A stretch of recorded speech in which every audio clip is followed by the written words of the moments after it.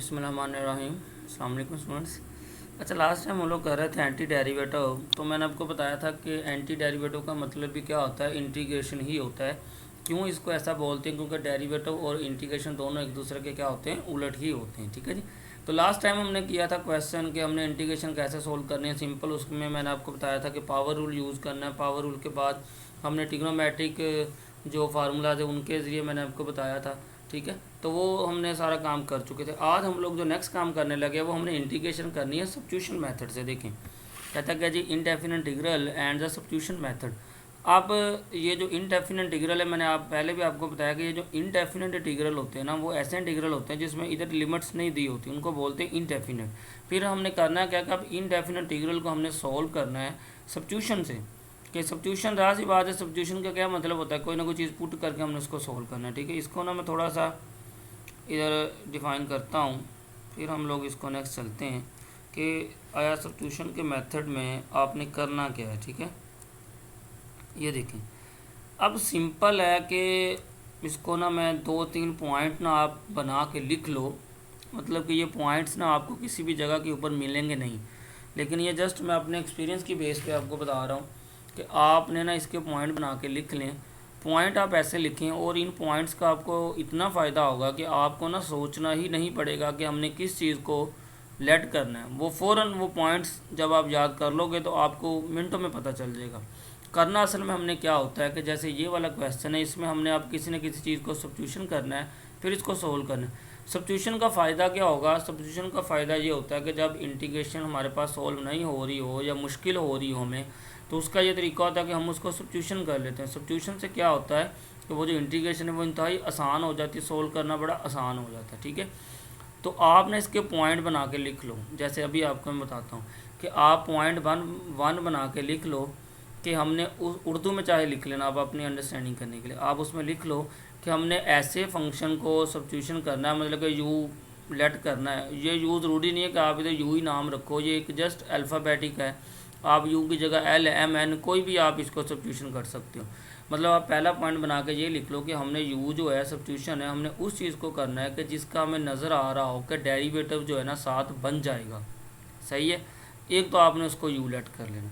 देखिए जैसे सिंपल है, ये दोनों फंक्शन थे, अगर हम लोग इसका डेरिवेटिव लें तो ये नहीं बनेगा। ठीक है, लेकिन जब हम इसका डेरिवेटिव लें 3x³ + x का, देखें x³ का डेरिवेटिव कितना आ जाएगा, 3x², x का डेरिवेटिव कितना आ जाएगा, 1 आ जाएगा। ठीक है ना, क्लियर हो गया ना कि मैंने कहा कि आपने उस चीज़ को लेट करना है कि जिसका डेरिवेटिव आपको नज़र आ रहा हो कि साथ उसके मौजूद है, बन रहा है। ठीक है, जैसे अब इसका मैंने इसका डेरिवेटिव देखें, ये नहीं बनता, लेकिन इसका जब डेरिवेटिव लिया मैंने x³ + x का, ये तो ये बन रहा है। तो इसका मतलब जिसका डेरिवेटिव बन रहा हो आपने इसको यू लेट कर लेना है। सही है जी। अब फिर यू लेट करने के बाद आपने करना क्या, नेक्स्ट काम ये सुन लें। ये पॉइंट नंबर 1 है, चलो मैं इसको डिटेल में बाद में डिस्कस करता हूँ। पॉइंट नंबर 1 लिख लिया। पॉइंट नंबर 2 करके लिख लें आप लोग कि अंडर रूट के अंदर जो भी चीज़ आ जाए आपने उसको यू लेट कर लेना।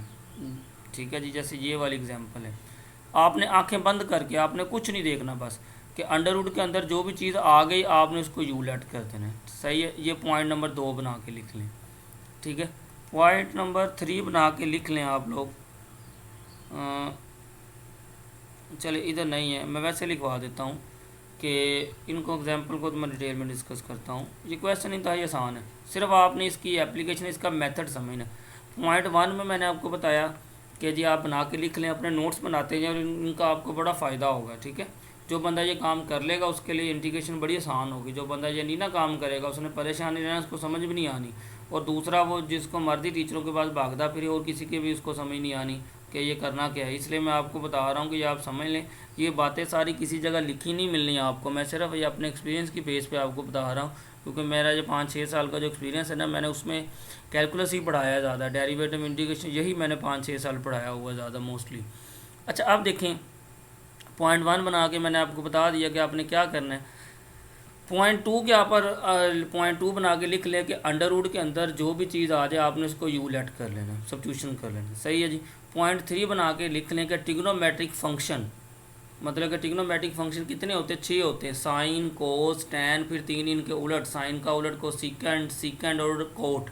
इन 6 के 6 फंक्शन में कोई भी फंक्शन आ जाए इंटीग्रेशन के साथ तो आपने क्या करना है, जो उस ट्रिग्नोमेट्रिक फंक्शन का एंगल होना है ना, आपने उस एंगल को यू लेट करना है। जैसे अभी आपको मैं इधर एग्जांपल दिखाता हूँ। जैसे ये देखें कि ये ट्रिग्नोमेट्रिक फंक्शन था, अब आपको नहीं पता इसमें आपने यू क्या लेट करना है। तो मैंने आपको यही बताया है कि जो भी ट्रिग्नोमेट्रिक फंक्शन का एंगल होगा ना, आपने उसको आंखें बंद करके यू लेट कर देना। जैसे देखिए इसमें इसका एंगल कितना है, ये 5t+1 है, ये इसका एंगल है, ये 5 इसका एंगल नहीं है, 5 अलग है, देखो डॉट मल्टीप्लाई करके लिखा हो। तो इसलिए मैंने कहा कि जो भी ट्रिग्नोमेट्रिक फंक्शन आ जाए, आपने आंखें बंद करके जो उसका एंगल होगा ना, आपने उसको यू लेट कर लेना है। ठीक हो गया जी। फिर दूसरा, अगर ई वाला कोई फंक्शन आ जाए, एक्सपोनेंशियल फंक्शन आ जाए, ठीक है जी। अब फिर आपने उसमें क्या करना है, एक्सपोनेंशियल फंक्शन में आपने ये करना है कि जो भी ई की पावर होगी, आपने उस ई की पावर को यू लेट कर देना है। सही है। ये 4-5 पॉइंट्स जो मैंने बताए हैं, अगर आप ये याद रख लेंगे तो आप लोगों के लिए ये सारा काम आसान हो जाएगा। सही है कि ट्रिग्नोमेट्रिक फंक्शन आ जाए, उसके एंगल को लेट कर लो यू। सही है। अगर अंडर रूट के अंदर आ जाए, उसके फंक्शन को यू लेट कर लो। अगर इन सब में से कुछ भी ना हो, फिर ज़ाहिर सी बात है फिर ये वाली चीज़ होनी है। अब इधर थोड़ा सा आपको दिमाग यूज़ करना है। जब जब फ़र्ज़ करो किसी में ट्रिग्नोमेट्रिक फंक्शन भी नहीं है, ई वाला भी नहीं है, कुछ भी नहीं है, फिर आपने थोड़ा सा दिमाग यूज़ करना है कि आपने यू उसको लेट करना है जिसका नज़र आ रहा हो कि उसका साथ डेरिवेटिव बन रहा है। देखिए अगर मैं इस चीज़ को लूँ तो x शुरू में आ गया 6x+0 बन गया, 6x तो साथ है ही नहीं, मतलब इसको आप हम यू नहीं लेट कर सकते। तो फिर इसका मतलब क्या कि हमने क्या करना है, फिर जिसका डेरिवेटिव बन रहा है हमने उसको यू लेट करना है। या इसका एक और भी तरीका ऐसे भी याद रखने का, जो पावर के अंदर चीज़ होगी, ये भी इसको हम कह सकते हैं, जो पावर के अंदर चीज़ होगी ना, आप या उसको यू लेट कर लो। सही है जी। ये तो मैंने तरीके बता दिए कि आपने हर क्वेश्चन के अंदर, क्योंकि हम कर ही सब्स्टिट्यूशन कर रहे हैं, तो हमने हर क्वेश्चन के अंदर सब्स्टिट्यूशन कैसे करनी है। अब मैं इसको थोड़ा सा डिटेल में जाता हूँ कि सब्स्टिट्यूशन करना क्या। देखें हमने x³ + x को यू लेट कर लिया। जब यू लेट कर लिया तो ज़ाहिर सी बात है सारे की जगह क्या आ गया, यू आ गया। तो ये क्या बनेगा, u की पावर 5। सही है। अब ये u आ गया, फिर आपने दूसरा काम क्या करना है, ज़ाहिर सी बात है कि ये सारा क्वेश्चन किस में था, x में था। तो जब हमने इसको यू लेट करना है तो ज़ाहिर सी बात है इधर x तो नहीं ना रहेगा, फिर तो इंटीग्रेशन ही नहीं कर होनी। इंटीग्रेशन कब होगी कि जब ये सारा क्वेश्चन कन्वर्ट किस में हो जाएगा, यू में हो जाएगा। तो ये आप अपने याद रखना, सब क्वेश्चन के अंदर जब आपने यू लेट कर लेना है तो यू का डिफरेंशियल लेना है। फिर आपको मैं बता दूं, एक होता है डेरिवेटिव लेना, एक होता है डिफरेंशियल लेना। डेरिवेटिव और डिफरेंशियल में फ़र्क ये होता है कि डेरिवेटिव में हम लोग सिंपल डी लिख देते हैं और डेरिवेटिव के अंदर हम d/dx लिखते हैं। डिफरेंशियल के अंदर सिर्फ डी लगा देते हैं। काम और जो डिफरेंशियल है ना, उसने डेरिवेटिव का ही करना है, लेकिन फ़र्क क्या होगा कि उसमें हम लोग d/dx लिख देते हैं, इसमें हम लोग सिंपल डी लिख देते हैं। जैसे इसकी मैं एग्जांपल देता हूँ। फर्ज करें x है, अब x का डिफरेंशियल कितना होगा, x का डिफरेंशियल d साथ लगाया वो dx हो जाएगा, लेकिन x का डेरिवेटिव कितना होगा, 1 होगा। क्यों? क्योंकि डेरिवेटिव क्या होता है, d/dx। तो इस तरीके से आपने करना है। अब देखिए x³ + x है, अब आपने इसका ले लेना du। तो du क्या आएगा, देखें x³ का क्या होगा, 3x²। काम मैंने बताया कि इसने डेरिवेटिव का ही करना है। 3x², आप इसको लिखोगे 3x² और x का डिफरेंशियल कितना होगा, dx। फिर इधर आ गया प्लस x, तो x का जो डिफरेंशियल है वो कितना हो गया, dx हो गया। सही है, ये उसने बताया हुआ। देखें ये u था तो du कितना आ गया, सॉरी x का जो डिफरेंशियल है वो 1 हो गया और साथ उसके क्या आ जाना, dx भी आ जाना। ठीक है, दोबारा देख लें, x³ का हो गया 3x² dx, फिर प्लस x का जो डिफरेंशियल लिया वो क्या आ जाए, काम इसने मैंने कहा डेरिवेटिव के करना है, लेकिन x का डेरिवेटिव कितना हो गया, 1 हो गया। फिर हम लोग एंगल का उसका भी डेरिवेटिव लेते होते हैं। वो डिफरेंशियल में तो वो d/dx dx/dx 1 हो जाता है, लेकिन डिफरेंशियल में वो साथ dx आना ही आना है। तो dx दोनों में से कॉमन लेके क्या बन गया, du। तो du आपके पास क्या बन गया, 3x² + 1 dx। तो ये आपके पास du आ गया। अब आप सारी वैल्यू ना इसमें पुट कर दें। देखिए पुट क्या करनी है, देखिए, और ये आपको मैं बता दूं कि 100% कि जो भी u पुट करने के बाद जो भी बाकी चीज़ होगी वो लाजमी du ही बनेगी, अगर आपने सही से किया हुआ है। देखें ना, ये u लिया था, u का du लिया तो ये चीज़ बन गई। ये देखें ये सारी चीज़ इसके साथ पड़ी हुई है, ये सारी चीज़ ये साथ पड़ी हुई है। ठीक है जी। अब देखिए क्या करते हैं, x³ + x था, इसकी जगह जब u हमने लेट किया तो u की पावर 5, तो ये बन गया u की पावर 5। और ये जो इसके साथ है सारा 3x² + 1 dx, ये सारा किसके बराबर आ जाएगा, du के बराबर आ जाएगा। तो ये du हो गया। देखिए अब ऐसे इसकी इंटीग्रेशन करनी कितनी मुश्किल थी, लेकिन अब देखें सब्स्टिट्यूशन के मेथड से कितना आसान हो गया, देखें कि सिर्फ ये है। अब u की पावर 5 है तो इसका मतलब इस पर क्या लग जाएगा, इंटीग्रेशन और पावर रूल लग जाएगा। क्या होता है, पावर में ऐड कर दो वो डिवाइड कर दो। देखो u की पावर 6 + 6 = c। फिर एंड पे आपने क्या करना है, जो इंटीग्रेशन कर लिया, अब u की आपने दोबारा वैल्यू रिप्लेस कर देनी है कि u किसके बराबर था, x³ + x के, तो u की जगह दोबारा ये वैल्यू लगा दी, हमारा क्वेश्चन खत्म हो गया। देखिए कि ऐसे इंटीग्रेशन आपको समझना कैसे होनी, लेकिन सब्स्टिट्यूशन के मेथड से देखिए कितना आसान हो गया। ठीक है, अब ये मैंने इतना डिटेल में इसलिए करवाया है ताकि बाकी क्वेश्चन ना आप खुद कर सको। आपने क्या करना है, अब अभी आपको मैं बताता हूँ कि सॉल्यूशन आपके पास मौजूद है, हर चीज़ मौजूद है, तरीका मैंने बता दिया। ये सारा डिटेल में मेरा बताने का मकसद यही था।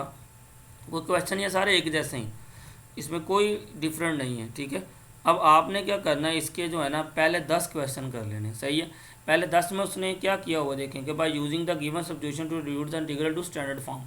तो इसमें तो उसने एक और काम आपके लिए आसान कर दिया। क्या आसान कर दिया, उसने खुद ही बता दिया कि जी यू ये वाला है, यू ये वाला है, यू तो उसने सब में खुद ही दे दिया। अब आपने जस्ट क्या करना है, यू का डी यू लेना है और इसको सोल्व कर देना है। सिंपल, मैं थोड़ा सा एक आपको आइडिया देता हूँ। देखें ये यू उसने पहले गिवन दिया हुआ था, अब इसका डी यू लिया आपने तो 2x का कितना हो गया, 2dx हो गया, 4 का कितना हो गया, 0 हो गया, dx आ जाना है तो डी यू कितना हो गया, 2dx हो गया। इधर से चूँकि हमने वैल्यू निकालनी किसकी, dx की, तो dx की वैल्यू निकालनी है तो ये 2 उधर जाके डिवाइड हो जाएगा, कितना आ गया 1/2 du। अब ये हमारे पास क्वेश्चन था तो हमने क्या करना है, देखें ये dx था तो dx की वैल्यू आपने इधर से निकाल ली, dx की वैल्यू कितनी आ गई 1/2 du, तो 1/2 du आ गया।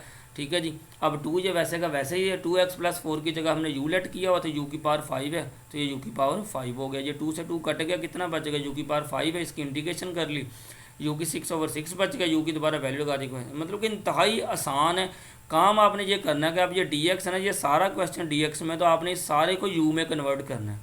ठीक है जी, अब आपने इसके ये पहले 10 क्वेश्चन कर लेने। ठीक है, तो बाकी नेक्स्ट हम लोग इंशाल्लाह नेक्स्ट लेक्चर में करेंगे। ठीक है, ओके जी।